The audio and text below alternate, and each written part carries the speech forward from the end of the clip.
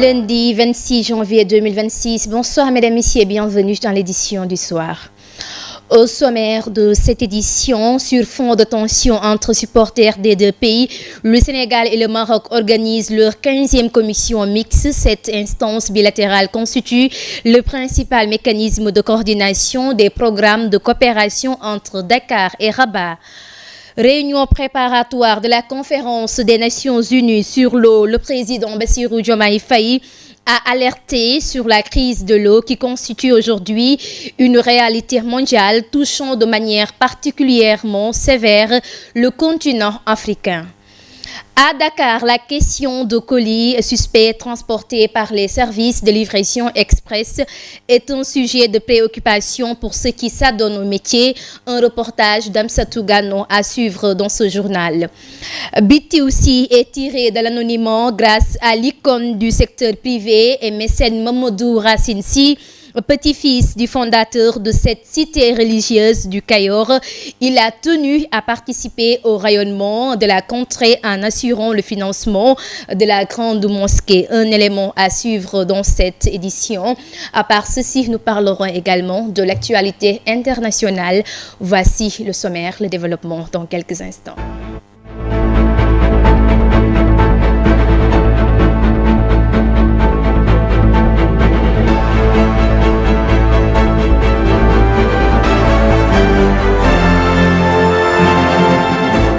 Rebonsoir mesdames, messieurs et merci de votre fidélité. Démarrons l'édition du soir. Le Premier ministre Ousmane Sonko a effectué ce 26 janvier 2026 une visite officielle de jour au Maroc à l'occasion de la 15e grande commission mixte de coopération sénégalo-marocaine.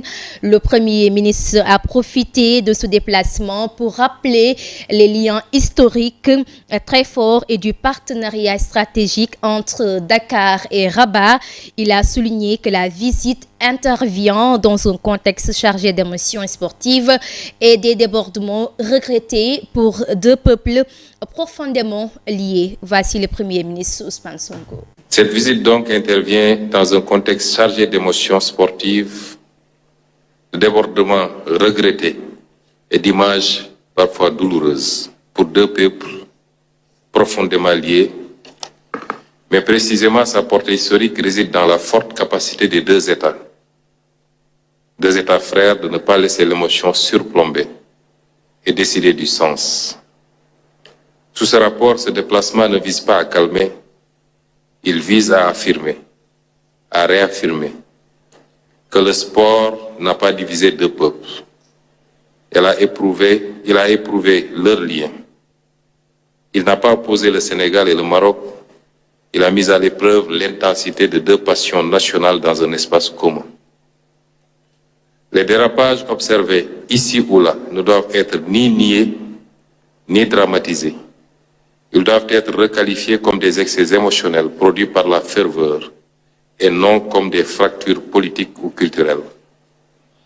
Car le sport, si passionnant et si passionné soit-il, est trop fluide à résumer les relations entre les deux nations, comme vous l'avez rappelé tantôt, Monsieur le Premier ministre, et entre les deux États. Relations faites de l'ancienneté des liens humains, spirituels, économiques et culturels, que vous avez rappelé tantôt. De la circulation historique des personnes, des savoirs, des confréries, des étudiants, des entrepreneurs.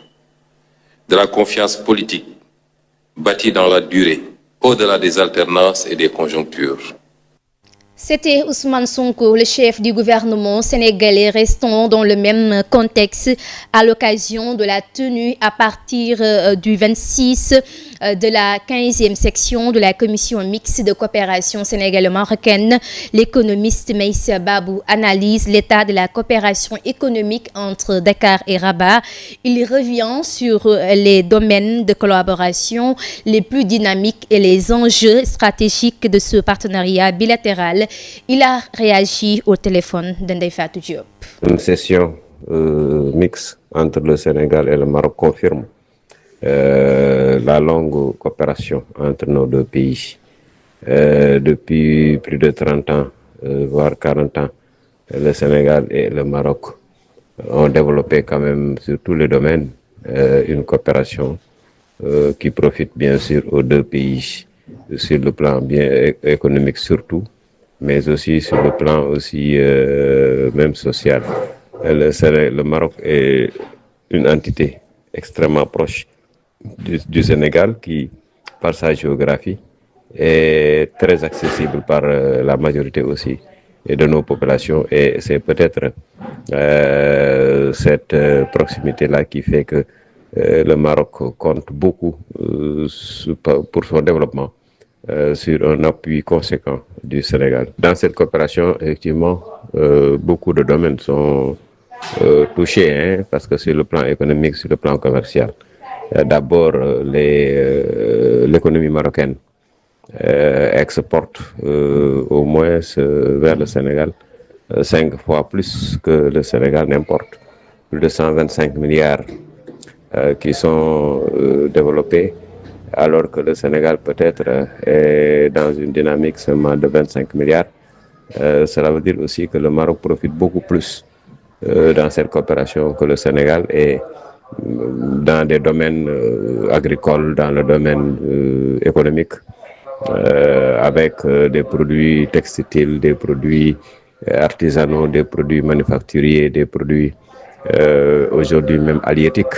Et le Sénégal continue aussi d'obtenir en tout cas des investisseurs financiers marocains, des entités bancaires. Le chef de l'État, Bassirou Diomaye Faye, a présidé ce lundi 26 janvier 2026 l'ouverture de la réunion préparatoire de haut niveau de la Conférence des Nations Unies sur l'eau. En prenant la parole, il a rappelé l'importance que l'eau a dans la vie de l'homme et pour la nature, mais aussi de cette crise de l'eau qui constitue aujourd'hui une réalité mondiale touchant de manière particulièrement sévère le continent africain. Je vous propose d'écouter le président de la République, Bassirou Diomaye Faye. L'eau est en effet une ressource vitale pour l'homme et la nature. L'eau est indispensable au maintien de l'équilibre de la planète et à l'atteinte des objectifs de développement durable. Et pour autant, nous le constatons tous, la crise de l'eau est une réalité mondiale.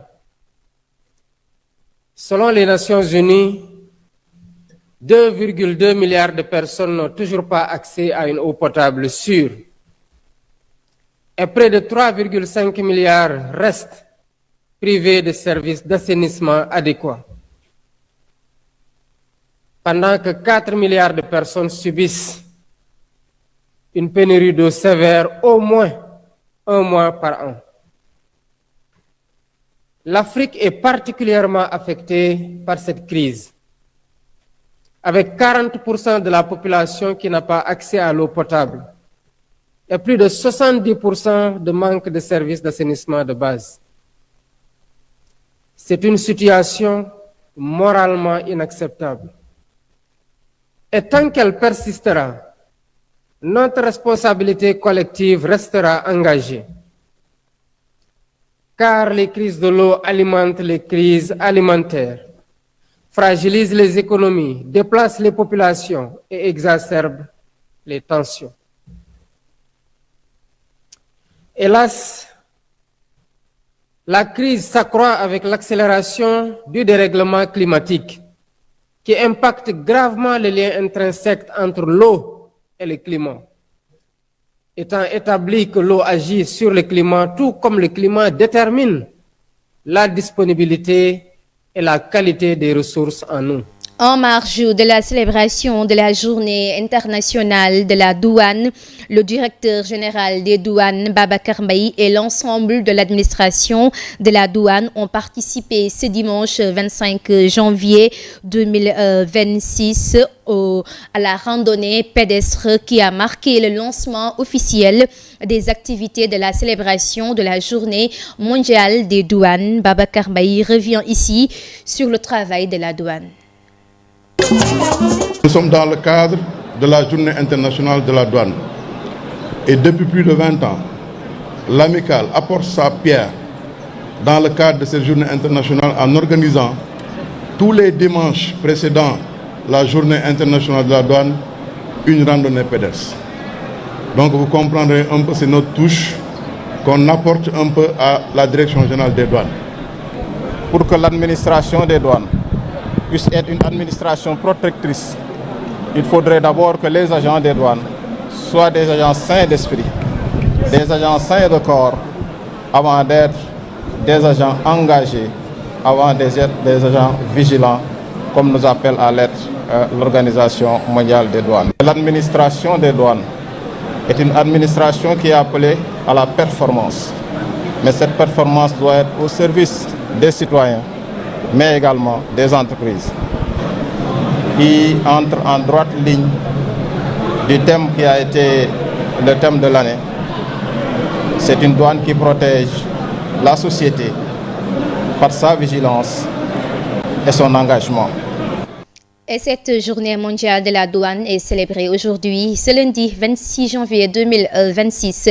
À l'instant, parlons d'éducation. Après la mise en exécution de leur deuxième plan d'action, le G7 a été reçu par le ministre de l'Éducation, Moustapha Baba Guirassy. À la fin de la rencontre, Abdourahmane Gueye, secrétaire général de l'UDEN, a souligné que même s'ils n'ont pas été satisfaits à 100%, il y a des points d'accord et un comité biparti sera mis en place pour une solution définitive du passif social.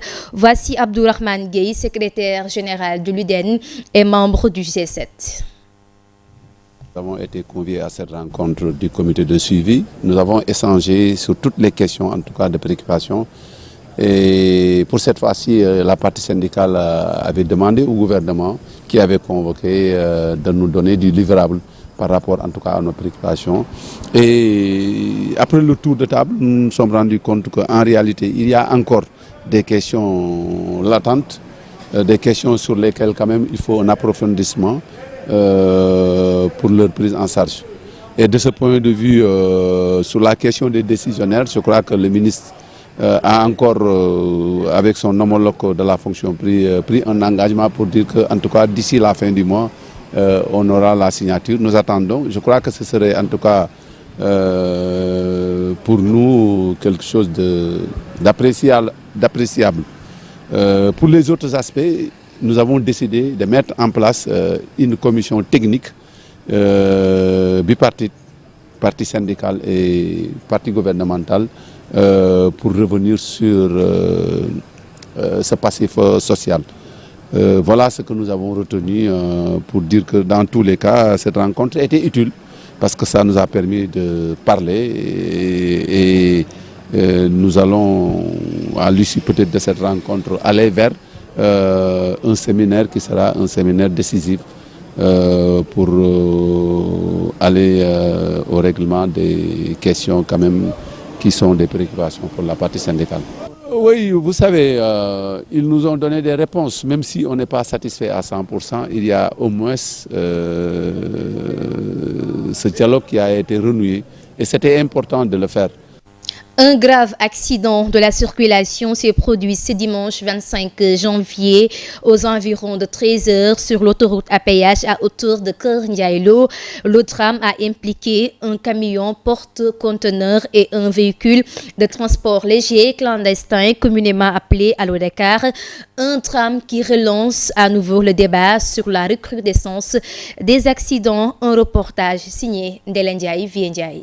L'accident de la circulation s'est produit ce dimanche 25 janvier 2026 sur l'axe AIBD Dakar, à hauteur de la gare de péage de la sortie de Keur Ndiaye Lo vers Rufisque. Un drame qui a coûté la vie à plusieurs personnes.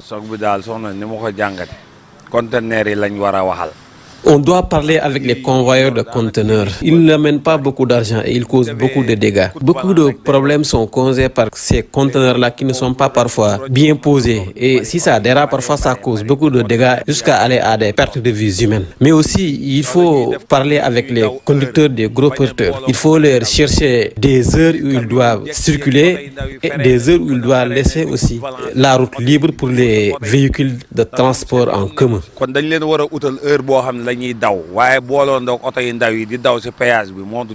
Le secrétaire général des transporteurs du Sénégal, Gora Khouma, estime que pour venir à bout des accidents, il faut plutôt revoir le comportement de certains chauffeurs. Je crois que ce n'est pas un problème de catégorie de véhicules, ce n'est pas un problème de poids lourd ou de poids léger ou de moto. C'est un problème de comportement global. J'ai intervenu tout à l'heure devant un collègue à vous pour dire que les états généraux, on a fini avec les états généraux. Un document a été bien ficelé depuis 2024. J'avais même interpellé le président de la République sur ce document. Alhamdulillah, puisqu'il a pris la responsabilité d'instruire le gouvernement pour qu'on fasse des efforts, rétablir l'ordre sur les routes. Ça, je suis d'accord avec lui. Parce qu'il y a trop de je m'en fous. Il faut que ce je m'en fous là soit corrigé. Quand vous conduisez le camion, c'est le je m'en fous. Vous conduisez le particulier, je m'en fous. Quand vous conduisez la moto, je m'en fous. Les calèches, je m'en fous. Les piétons, même les je m'en fous. Et que le je m'en fous ne cloche pas avec les directives du code de la route. De son côté, le président de l'association des conducteurs de Allo Dakar de Diourbel appelle ses collègues à une plus de vigilance et souhaite la mise en place de mesures strictes, surtout pour les gros porteurs. Maintenant, nous sommes victimes de Allo Dakar parce que c'est très difficile. Je présente mes condoléances au chauffeur qui a perdu la vie dans cet accident. Je pense que le chauffeur du convoyeur de conteneurs ne l'a pas fait exprès. Peut-être c'est Dieu qui l'a voulu ainsi. C'est le chauffeur de la voiture Allo Dakar qui paye les pots cassés. Mais la solution, c'est que l'État doit tout faire pour mettre des sanctions et voir comment faire pour solutionner ces accidents. Et pour le reportage du jour, je vous le disais en titre, mesdames et messieurs, la livraison express est un métier à la mode, mais qui comporte des risques à cause de l'infiltration des réseaux criminels dans le secteur. Un reportage signé Amsatou Ganovi Ndiaye. Pieds de tchak-tchak et à la mode, ils font partie même du décor de certains axes. Cependant, la problématique des colis suspects transportés par les livreurs tchak-tchak à Dakar reste une problématique majeure. Notre métier est très risqué, car parfois on peut te remettre un colis à livrer à une adresse sans connaître le contenu. La police peut t'arrêter et tu n'as aucune preuve qui pourrait t'innocenter, à part le numéro du destinataire, et cela même ne suffit pas. On peut vous piéger aussi, on peut mettre des choses et puis vous allez livrer, on appelle la police, on dit que vous êtes en train de livrer quelque chose. Bon, dans ce cas, ça peut jouer sur vous. C'est le métier en fait. Tu ne peux pas prendre le truc aussi pour ouvrir, voir ce qui est dedans en fait.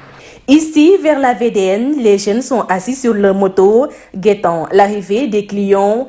Ainsi, pour la régularisation de ce secteur, ces conducteurs de tchak-tchak souhaitent la création d'une plateforme en ligne pour plus de transparence et ainsi mieux assainir le secteur.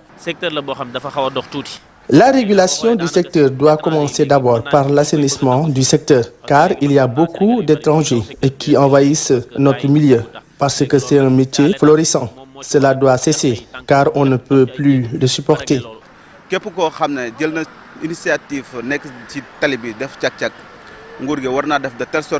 L'État doit créer une plateforme pour qu'on puisse identifier facilement ceux qui sont dans le métier ou pas.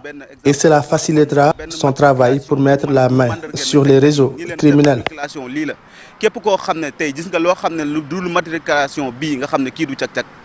La police sénégalaise a émis des alertes concernant l'infiltration des réseaux criminels dans le secteur de la livraison. En cas d'interpellation avec un colis suspect, le livreur risque d'être inculpé pour offre ou cession de drogue, une infraction lourdement punie même si l'intentionnalité est niée. Amsatou Gano, à l'instant, parlons d'autre chose. Le village de Bitiussi étrenne une nouvelle mosquée grâce à l'icône du secteur privé et mécène Mamadou Rassinsi, petit-fils du fondateur de cette cité religieuse. Il a tenu à rappeler l'historique du village et exhorter les habitants à davantage s'imprégner des valeurs qui ont conduit à l'édification de ce village. Mamadou Rassinsi s'est exprimé au micro de Mansour Diassé et Vieux Ndiaye. kontaan naa lool ci jotaay bi ni mu ko fekkee jotaay bi nag moom mu jiite ko lu war la. Je suis très content de cet événement. Cette rencontre dirigée par un marabout de cette envergure m'enchante beaucoup. C'est pourquoi je ne voulais pas prendre la parole. Je voulais lui laisser totalement la causerie. À cause de votre modestie, vous avez participé à l'organisation et à la réussite de cet événement religieux. Bitiou est un village qui a une longue histoire. Il a été fondé vers 1650. Il y a des Toucouleurs qui, venant du Fouta, sont venus apprendre le Coran à Pire. Après, il y avait un roi qui avait perdu son trône et voulait créer un village. C'est de là qu'est né le village de Bitoussi. Ainsi, je demande aux habitants de cette localité d'être fiers. Vos ancêtres ont bien travaillé pour le village. Soyez fiers de vous. Bon nag wax dëgg yàlla waa Bitiw bu dégg ma bu leen xeeb seen bopp. À l'instant, parlons de l'actualité internationale. D'abord au Mexique, dimanche 25 janvier 2026, des hommes armés ont fait irruption sur le terrain après un match de football dans la ville de Salamanca et ont tiré sur les présents. Au moins 11 personnes ont succombé à leurs blessures. 12 ont été blessés par des tirs d'armes à feu. Le drame s'est produit dans l'état de Centre, l'une des plus violents du Mexique, pays confronté à des groupes criminels organisés, ont indiqué les autorités locales. Ensuite, les États-Unis collaborent toujours avec les armées des juntes au pouvoir au Burkina Faso, Mali et Niger, a déclaré à l'AFP un haut responsable du commandement des États-Unis pour l'Afrique, AFRICOM, malgré leur distanciation avec plusieurs partenaires occidentaux en matière de sécurité. Et mesdames et messieurs, cette partie